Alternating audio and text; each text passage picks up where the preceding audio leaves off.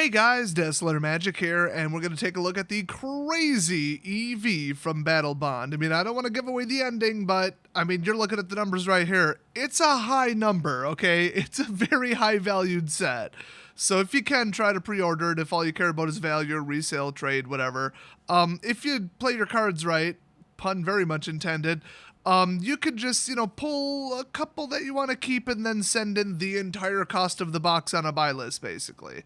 You'd have to be pretty lucky, but still, I mean, once you see the EV, it's going to sound pretty damn possible. Now, keep in mind, these prices are going to fall a little bit after release. It's not like standard where some will shoot up. I don't think any of them are going to shoot up unless somebody finds some crazy, like, commander combo with these.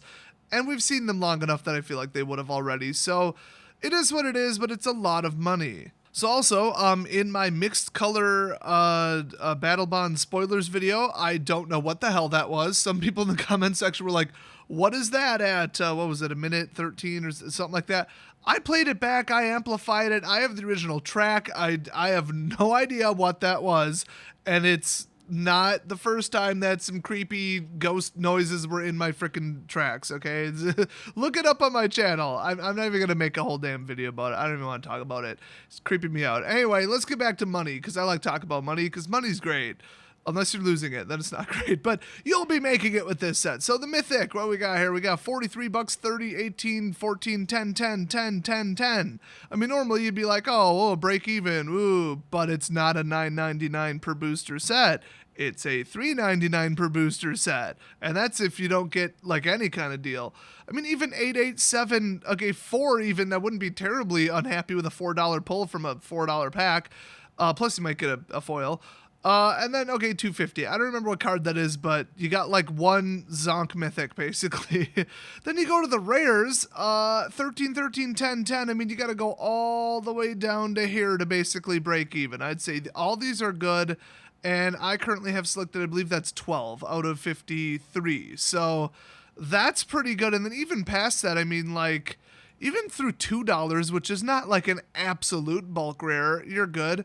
And then even down to like $1, it's not bad. I mean, I consider a sub $1 rare to be bulk. Like, even if it's 79 cents, yeah, it's good. I wouldn't feel bad putting it in my deck, but it's not a 25-cent rare. And there's, well, quite literally no 25-cent rares in the set at all. I mean, it goes to 35 cents. That's it. So let's look at the average Mythic here as I use my awesome background color revealer. That's some special effects in, I was going to say Excel, but I'm actually using LibreOffice. Yeah, that's the greatest in video effects. Anyway, the average Mythic is 1318. Hello. Then we've got 309 for the average rare. That's, it's not bad.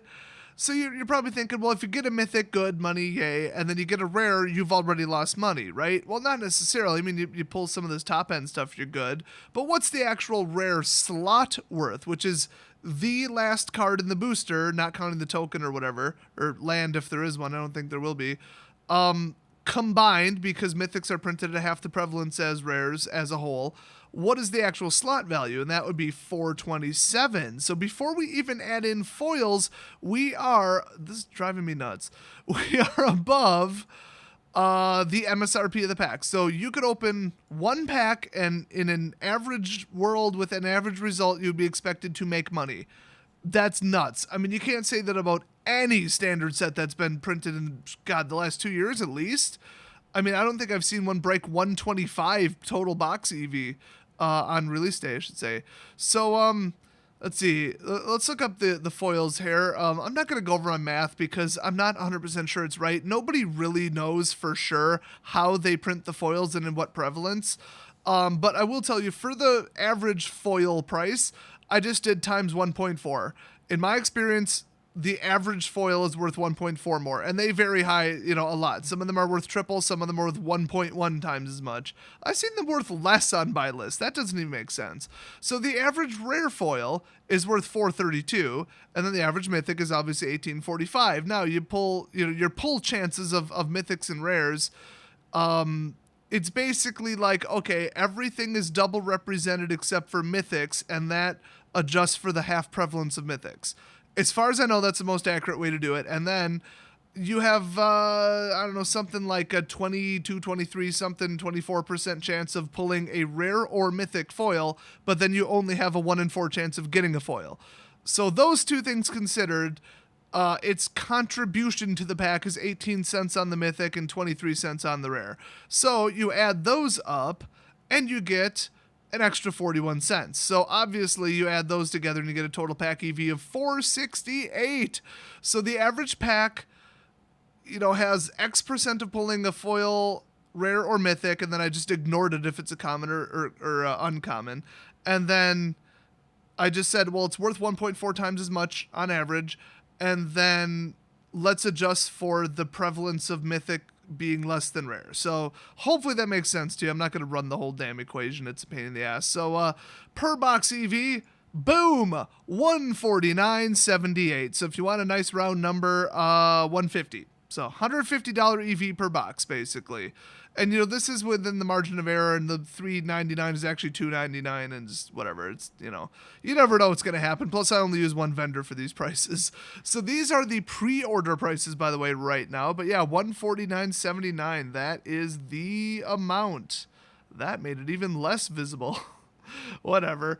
So that's crazy. I mean, this is all they did was throw money into this because they know nobody would buy it. I mean, what's the point in taking all the time, all the staff, the testing?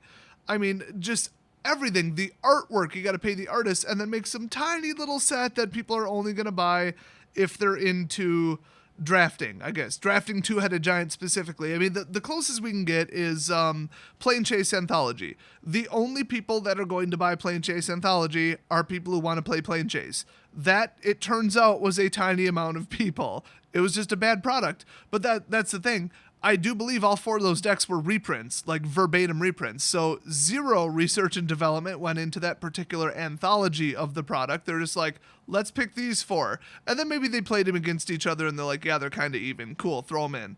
That's it. I mean, so they didn't really care that the product sold like crap because they put almost nothing into it. And I think, if I'm not mistaken, there was no new artwork on the cards. I might be wrong, but I don't think it was like 75% new artwork. And remember, in this set, Battlebond, some of the artwork is completely brand new. So it costs a lot to make it. So they're not just going to sell it just for drafts or sealed pools, 3 to 5 or whatever boosters per event. I mean, that's like the average person would buy like 10 boosters. That's it. I mean, that's just stupid. They want people to buy them for singles. And it's not even people. They want companies to buy them for singles. I mean, so I guess you wouldn't really even say that this set is for like the end consumer because it's not going to be bought up like a box of standard where somebody opens a box of standard, all the cards are legal for play. They can use any of them. They can trade any of them with their friends. Everybody's into it, whatever. This is like, okay, I guess it's okay if you're playing Commander, but I mean, you're still pulling 5 cards worth of colors. Or 5 colors worth of cards. What exactly are you going to do with like the other colors that aren't in one of your commander decks? I mean, it's just bad. I just don't think the average player and the average MTG enthusiast is going to buy this set. But everybody wants singles from this. There are some crazy cards in there. And so this is going to be heavily opened by the single sellers, not the end customer, which is like the polar opposite of standard. I mean, maybe still more than 50% of all standard product is opened by single sellers. I don't know. I mean, people primarily buy singles. I mean, this is what you do. But this one, it's probably 90% or more. I mean, these just aren't going to be sold. Now, here's the funny thing about this. My vendor still had some available. So it hasn't all been allocated or pre-ordered. And from what I'm hearing, all the rumors and everything, it's basically because stores don't want to stock it. Because they're saying, okay, we're going to get rid of maybe 2 of these boxes by, drafting, and that's it. I mean, that's it. Like, it's just, we're going to burn through 2 of them and nobody's going to want the rest. So every like actual store, like an actual LGS, is ordering next to none of this. Well, that's a problem, and they don't intend to sell a whole lot of this sealed either. I mean, they probably just took pre-orders and were like, okay, we got 8 boxes that people want. let's order 10, and that's it. So the singles people are like, they had to place their orders before they knew anything in the set. By the way, love that feature. That's my favorite part. And so we were all just like, oh, this is a draft set. Why the hell would we touch this? Why would anybody want the singles? They're not legal in modern. They're not legal in standard. I don't want any of this. And so the more skittish people, even up until now, were like, we don't want it. And so Wizards knew this would not sell anywhere near as well as a standard set. I would dare say that they probably printed 10 times less. I don't know. That would just be my estimation, just ballparking it. So nobody wants it. Wizards ran off almost none. And then whoopsies, it's a bunch of $20, $30 mythics and $10 rares from sets in the past that, the cards have only been printed once or whatever. Well, okay, I didn't know it would be Eternal Masters 2.0. Now all of a sudden everybody wants it, but there's not enough to go around. But not everybody was paying enough attention to call up their vendor and say, how I said I want 10 boxes? I actually want 50. And still, local gaming stores don't tend to sell singles. So regardless of the actual value, I still don't think, even if this is a $200 EV, I don't think the average Magic player would go out and buy a box. I just don't see that happening. Because what are they going to do? Start their own eBay store with zero feedback? I mean, they'd have to buy list it, and buy listing is 60-70% the cost usually. So it's not a good thing. I mean, the EV could be $500. So what? I mean, and if people don't want to trade for the cards, there is literally no way for them to get rid of them for in an efficient manner. So that's why we are where we are. That's why they're so high. I think even the single sellers setting the prices on these are like, we know how much we ordered and we don't want to blow through it too quick because it's not a high number. I mean, they know that what they've been allocated and it's just not high. People are not getting high allocations. Another store in my area, I think he's getting 6 boxes and that's it. And he didn't even he doesn't really place an order. They're just here's what we're sending you. And they just split it up the same way based on size and past orders, Another bad way to sell Magic cards, by the way.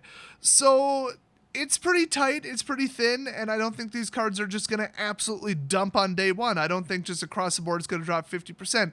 Even if it did, that's $75. I mean, on a $78 box, it's not that bad. I mean, I'd stop opening it, obviously, and there's shipping expenses. But it's not Amon Ket, which was $51 per box, EV. That set was disastrous. It lost me over $1,000. I'm still pissed over it. So yeah, that's the shape of it. If you can get your hands on one and you have a way of clearing them pretty quick, or you're familiar with buy listing or whatever, I mean, feel free to order a box. Otherwise, if you're not that into Eternal formats and there's nothing in there that you want, I don't know, maybe you could just pull one of these as an F&M prize pack if they let you pick, I guess. I don't know. It's just I would hate to have anybody just completely miss out on the first product to be actually worth a respectable amount of money since, I'll say, BFZ in my memory. Ouch. So I guess this is good news unless you don't care about the set. Then it's neutral news. I don't know. Either way, this is probably going to fly off the shelves from my distributor pretty damn quick. So I will see you guys next video.